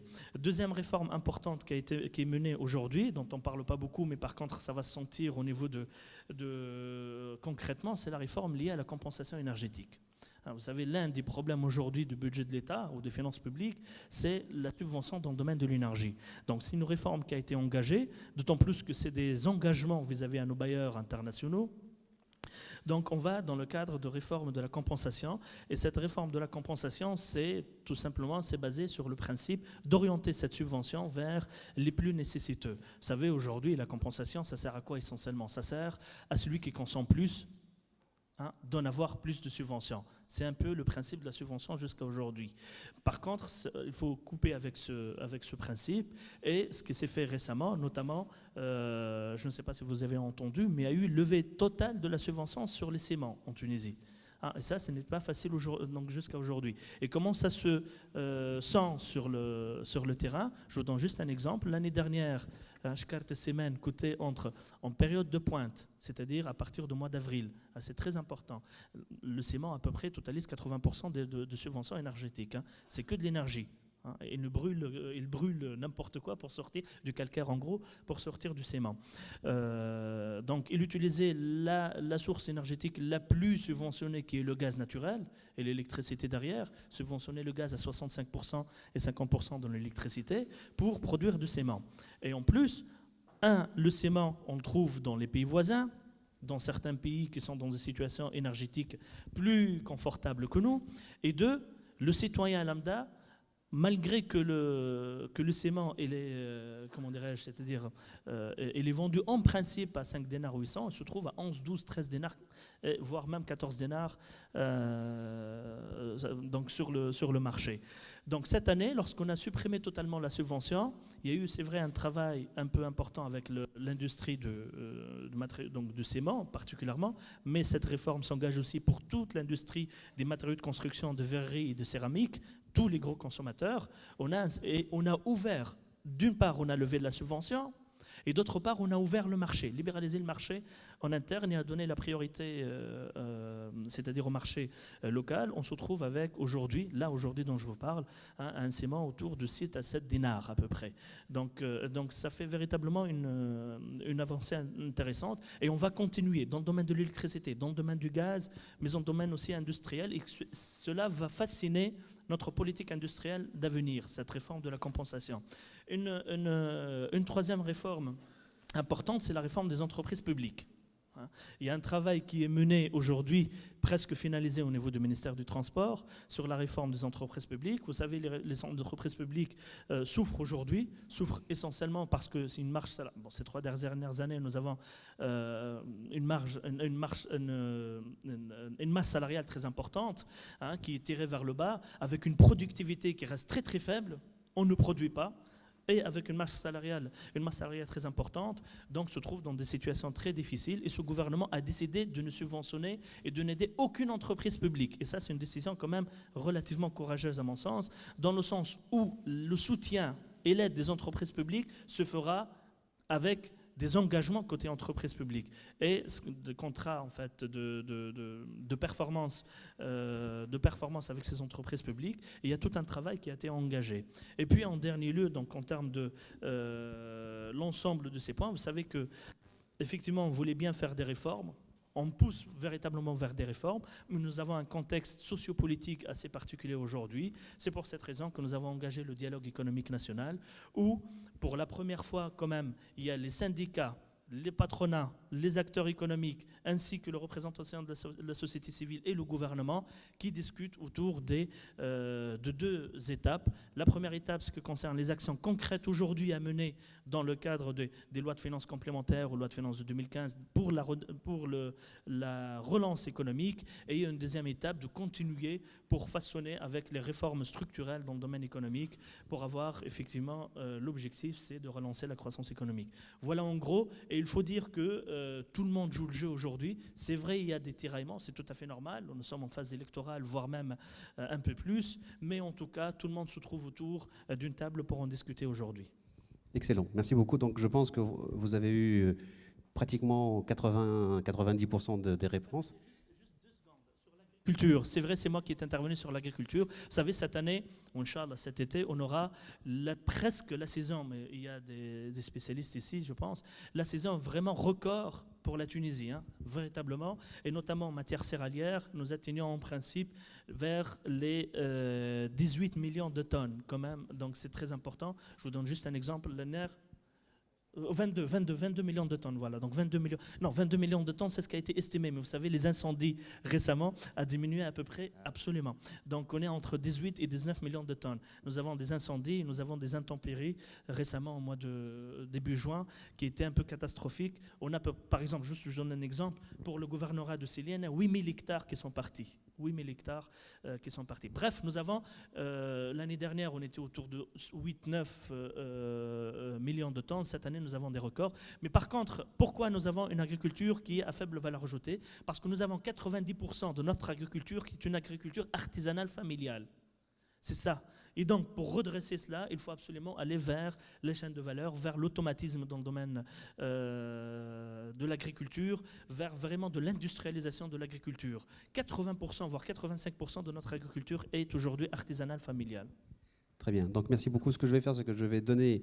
Je voudrais prendre 3 dernières questions parce que le temps commence à être un peu court. Essayez d'être très très bref et je laisserai Silehmi et Sislim réagir parce que je pense qu'il y a encore un point sur le virage technologique. J'aimerais bien qu'on y revienne dessus et éventuellement si les intervenants souhaitent donner un avis aussi par rapport à des choses qu'on doit faire maintenant pour pouvoir engager des réformes visibles. Pardon. Donc alors, bonjour, vous vous présentez. Je m'appelle Sami Bentraya. Je vais poser ma question à M. Nidal Ouefeli concernant, surtout, on a bien parlé de l'économie, des réformes, des chiffres, mais je tiens à nuancer cela par le fait que le PIB tunisien, 40%, voire 50% de PIB tunisien, c'est de l'économie parallèle, l'économie souterraine. Donc, sachant que cette question, elle touche directement à la question sécuritaire, à la question économique, fiscale, infrastructure, quel est le plan du gouvernement pour lutter contre ce fléau à court terme et à moyen et long terme? Très bien, merci. Une question ici. Oui, il s'agit donc fait d'un témoignage vécu sur le terrain. Vous vous présentez, s'il vous plaît. Khaled Mhiri. Voilà, et vous posez une question, s'il vous plaît. Donc, une entreprise créée à la fin 2013 dans la logistique d'un investissement de 500 000 dinars n'est pas encore aujourd'hui, au mois de juin 2014, capable d'exercer. Il y a des autorisations au niveau de diverses administrations. On commence par la protection civile. On annonce à date d'aujourd'hui un délai de 10 mois pour pouvoir traiter une demande de Shahadat Wiqaya, tout simplement. Donc, M. Ouefeli, vous annonciez cette semaine la création d'une cellule d'assistance aux investisseurs. Je voudrais, si possible, un rendez-vous. Merci. Très bien, merci. C'est pas une question. Une question. Une dernière maintenant, vraiment la dernière.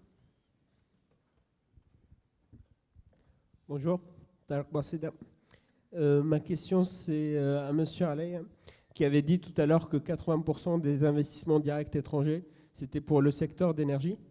Donc je me demandais qu'apporte ce secteur d'exploitation énergétique à la Tunisie. On parle d'une situation où on est très déficitaire, il faut subventionner, etc. Mais ces ressources, ils partent où? C'est très étonnant. On a parlé de scandales de contrats absolument avantageux pour des entreprises.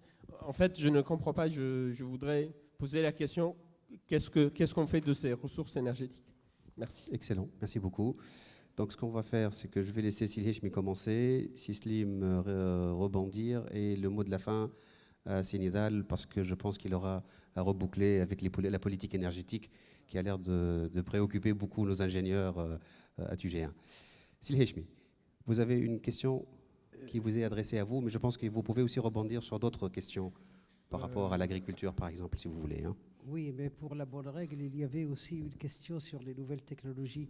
Oui, le virage technologique, absolument. Oui, effectivement, oui. Bon, très rapidement, s'agissant des nouvelles technologies, je dois dire que la Tunisie a depuis longtemps largement investi dans ce secteur. Et honnêtement, on ne peut pas dire que l'on a raté la révolution technologique. Ça ne veut pas dire que tout est bien dans le meilleur des mondes. Au contraire, si effectivement les nouvelles technologies ont envahi le champ social, les jeunes, le Tunisien, la société civile, pour eux maintenant, Internet, Facebook, l'ordinateur, les tablettes et autre chose, c'est quelque chose de très courant et de très commun.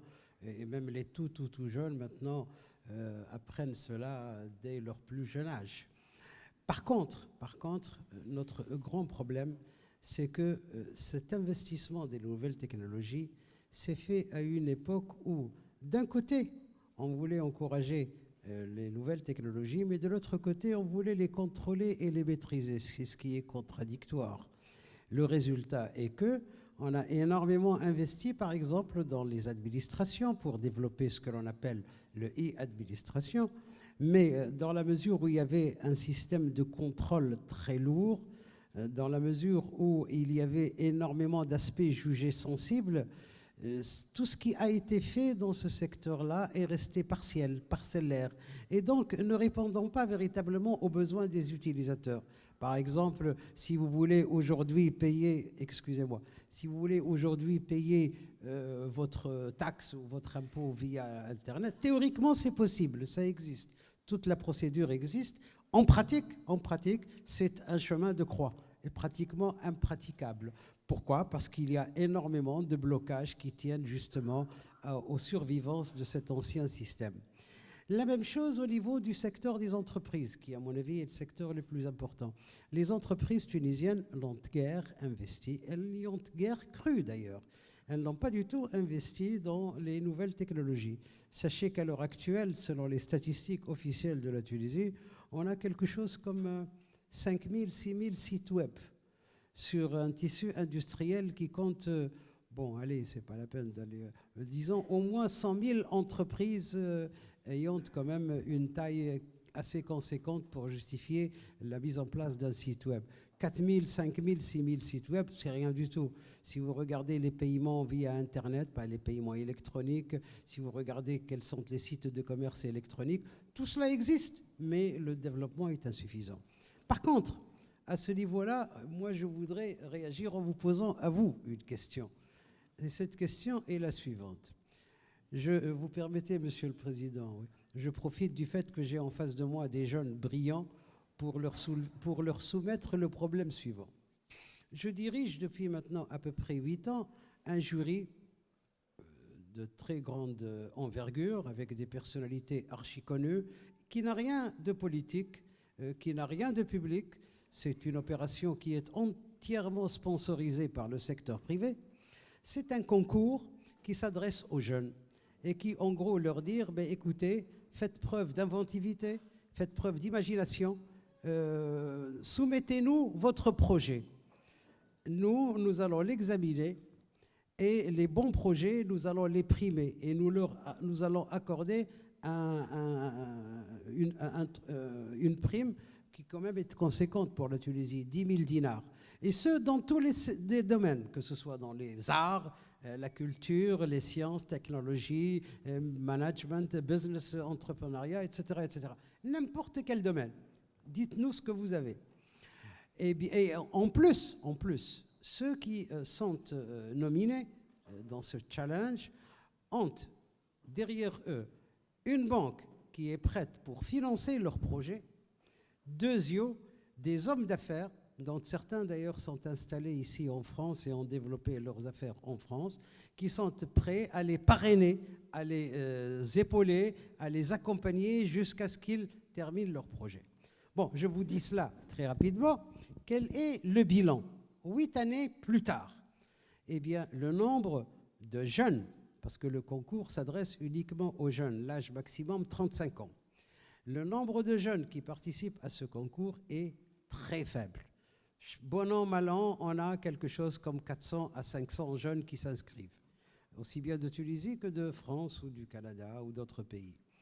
Deuxièmement, sur les 400 à 500 qui s'inscrivent, seulement une bonne centaine maximum finissent à la fin par nous livrer réellement un projet. C'est-à-dire que les autres disent oui, nous voulons participer, mais pendant le parcours, ils renoncent.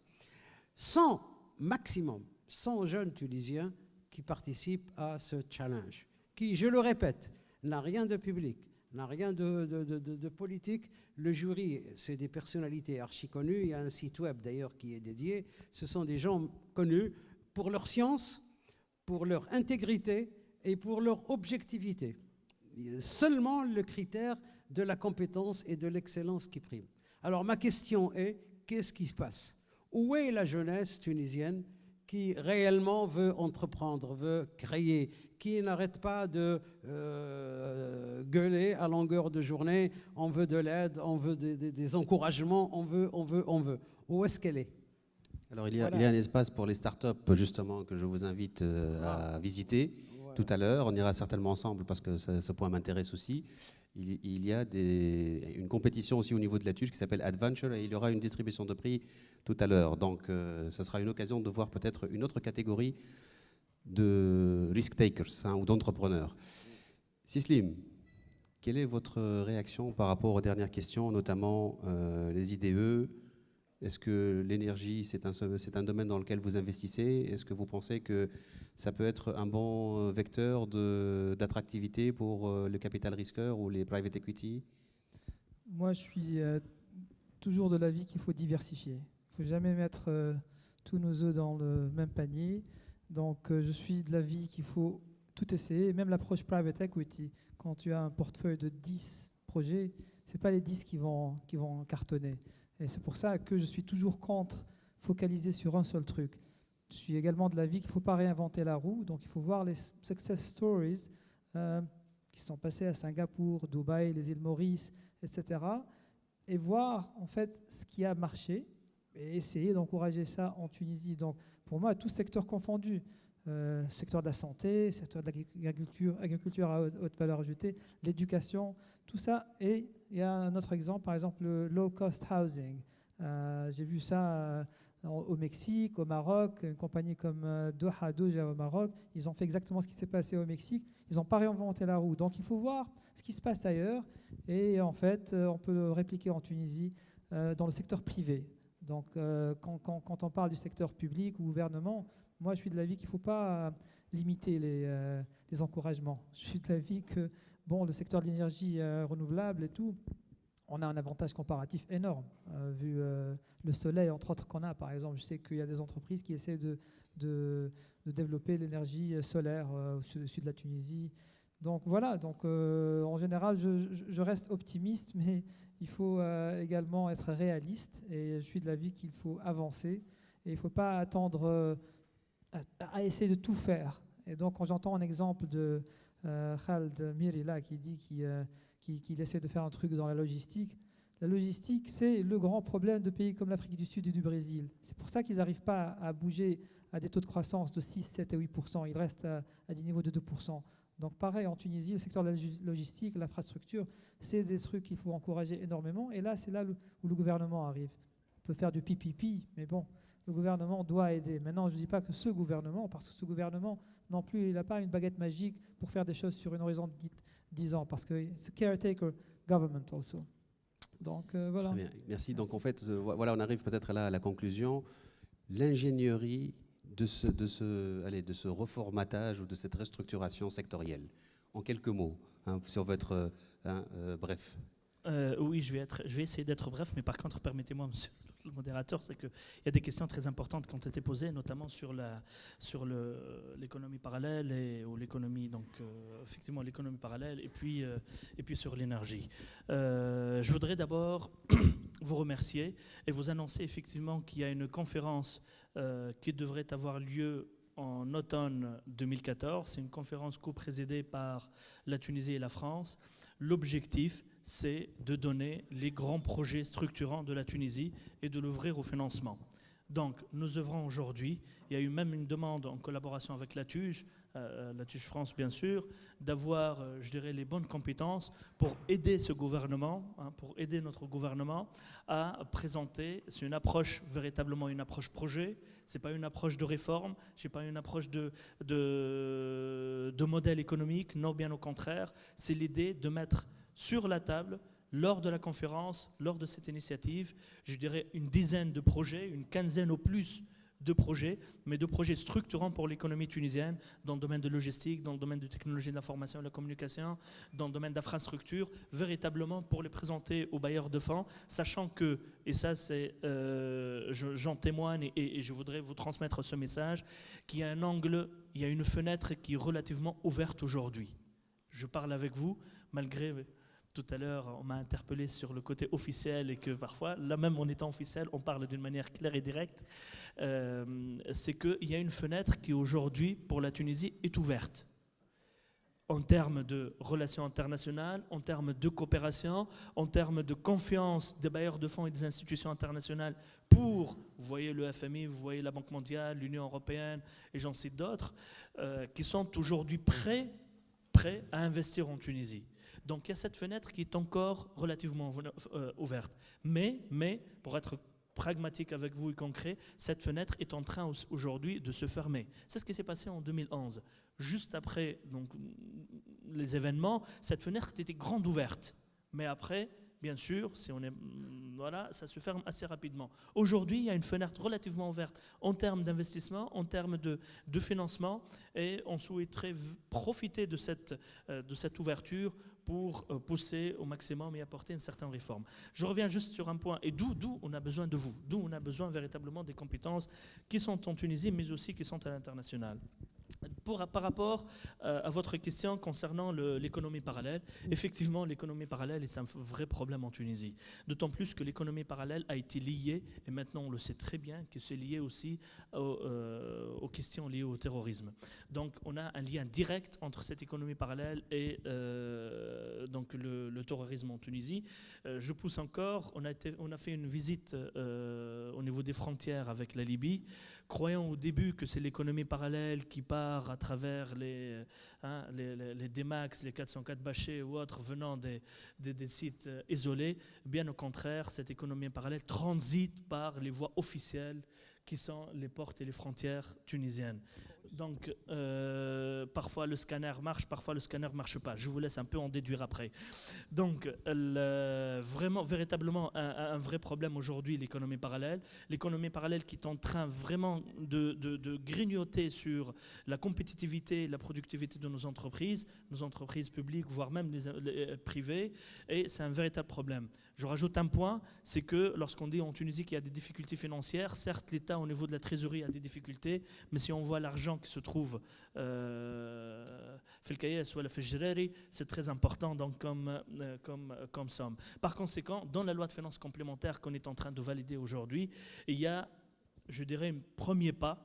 C'est pas la roue qu'on va innover.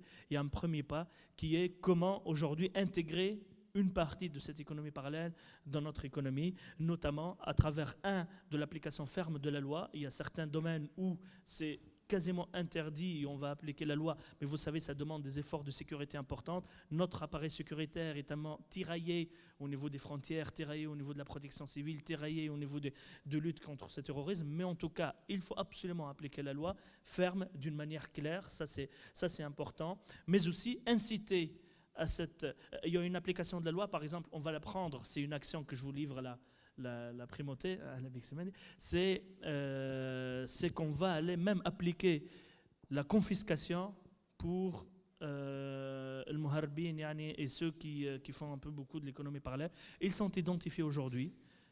D'un jour au lendemain, ces gens n'investissent pas dans l'économie, mais par contre, ils sont en train d'acheter des biens et particulièrement de l'immobilier. Donc, il y a une réflexion aujourd'hui dans le cadre de la loi de finances complémentaire de mettre en place ne pas mettre en place, mais en tout cas appliquer la loi, parce que la confiscation, c'est une loi, c'est d'avoir la confiscation sur les biens de ces personnes. Et il y a aussi d'autres incitations à ce que ces gens-là intègrent l'économie réelle, l'économie tunisienne. Néanmoins, on leur donne, par exemple, un délai de suspendre tout redressement ou suspendre tout contrôle fiscal. Il y a actuellement quelques réflexions sur véritablement comment intégrer cette économie parallèle. Je termine par l'énergie.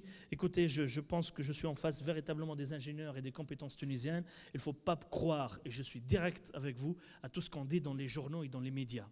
Hein. Ce qu'on parle aujourd'hui dans le domaine de l'énergie, c'est honteux pour la Tunisie. Vous savez ce qui s'est passé derrière récemment suite à cet dénigrement dans le domaine de l'énergie, c'est que depuis janvier 2014 jusqu'à aujourd'hui,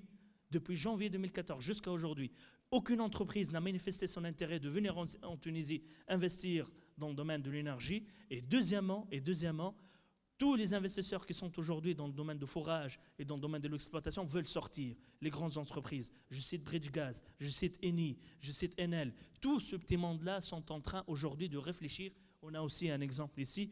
Hein, tout ce petit monde sont en train aujourd'hui tout simplement de vouloir quitter la Tunisie. Et parce qu'il y a un acharnement contre cette énergie. Je suis entièrement d'accord de dire qu'il faut véritablement revoir le code de l'énergie, hein, qui gère un peu les lois dans le domaine de l'énergie. En ce qui concerne l'exploitation, en ce qui concerne les recherches, je suis entièrement d'accord qu'il faut l'actualiser. Ce code date des années 90, il faut absolument l'actualiser. En plus, on a une confusion entre l'application de décret 89.9 et le code actuel. Il y a des entreprises qui sont restées, qui ont bénéficié des avantages, le fait qu'il n'y avait pas le code des hydrocarbures, et continuent à en bénéficier aujourd'hui. Je suis entièrement d'accord de dire aujourd'hui qu'il faut revoir les lois en ce qui concerne l'énergie, mais par contre, il faut être véritablement très très prudent. Je vous ai dit, zéro forage ces 6 premiers mois, zéro forage. Nous avons une production aujourd'hui qui est au bas de son record, autour de 55 000 barils jour. On était à 67 000 l'année dernière. 12 000 barils jour au moins cette année. Hein. Et troisième point, je vous invite à aller voir le code. Le code pour ce qui concerne toute entreprise étrangère qui font de la recherche, l'exploitation du pétrole et du gaz, je parle essentiellement du pétrole et du gaz, il y a 3 points importants. Il y a une question sur la fiscalité. On a une bonne partie, je voudrais après les chiffres, une bonne partie de la fiscalité tunisienne aujourd'hui, de trésor, vient absolument des sociétés, des entreprises énergétiques qui se trouvent en Tunisie. On a 3 points dans le code. On a d'abord la redevance. C'est-à-dire sur tout forage, sur toute quantité donnée, il y a une certaine redevance qui est de l'ordre de 20% donnée à l'État gratuitement. Deuxième point qu'on a aujourd'hui, c'est la fiscalité. On a une des fiscalités les plus importantes possibles. Si on compare par rapport à d'autres pays, bien sûr, il ne faut pas comparer à l'Algérie ou il ne faut pas comparer à la Libye. Nous ne sommes pas des pays producteurs de pétrole et de gaz. Donc, comparant par rapport à d'autres pays qui sont de notre situation, nous avons la fiscalité la plus importante aujourd'hui. Et puis, troisième point dans le code, c'est que nous avons, dans le code, oblige dans chaque puits, que ce soit de gaz ou de pétrole, de prendre 20% de la production produite dans le pétrole et le gaz à 10% moins cher par rapport à l'international. Donc on a 3 points qui sont importants, la redevance, la fiscalité et puis la réduction en termes de prix sur les quantités produites. Et ces 3 points nous ramènent, et je vous donne les chiffres exacts, mais on pourra en discuter après longuement, je vous donne, ça rapporte pour l'État tunisien, pour chaque puits fourré, que ce soit dans le domaine du pétrole et du gaz, entre 62% et 85% revient à l'État tunisien. Je vous donne un exemple et je termine. El Borma, que vous connaissez très bien, c'est un champ qui est développé avec l'ENI. Hein, El Borma rapporte à l'État, c'est-à-dire 85% de la production d'El Borma revient à l'État. Est-ce que par rapport à un industriel qui vient investir en Tunisie, acceptera-t-il aujourd'hui de laisser 85% comme ça? Donc il faut faire véritablement très attention, ça en ce qui concerne l'énergie, parce que c'est une question importante. Enfin, je termine pour véritablement, encore une fois, vous remercier de m'avoir invité d'abord et de voir participer, un honneur pour moi de participer avec vous à cette rencontre, et vous aussi de vous inciter véritablement, parce que le pays a besoin de vous, la Tunisie a besoin de vous, et il faut essayer vraiment, au-delà des questions qui sont liées aux politiques, aux questions qui sont liées à cette période de transition, d'apporter une véritable valeur ajoutée à notre pays. Merci beaucoup. Donc vous voyez, on est encore au début. Il y a beaucoup de chantiers ouverts en Tunisie et ils n'attendent que l'implication. Si vous voulez faire entendre votre voix, la seule manière, c'est d'y aller. Je voudrais rappeler une phrase qui a été dite il y a 2 jours seulement au Forum de l'investissement de Tunis, qui a connu un succès fou. La Tunisie is a can-do nation, donc une nation qui peut faire. Alors faisons. Voilà, et passons à l'acte, c'est peut-être le leitmotiv de tous ici. Alors soyons, on va dire, concrets, passons à l'acte, hein, c'est peut-être ça le grand message. Merci aux panélistes, merci pour votre patience. On a un tout petit peu débordé. Je voudrais remercier aussi les entreprises qui ont fait le déplacement de Tunisie vers Paris pour être avec vous ici. Donc n'hésitez pas à aller les voir, ils sont dans les stands aussi, ils attendent à ce que vous puissiez aller les voir. Donc échangez au maximum donc, de cartes de visite et réfléchissez à la Tunisie de demain parce que c'est celle que vous allez construire aujourd'hui. Merci beaucoup.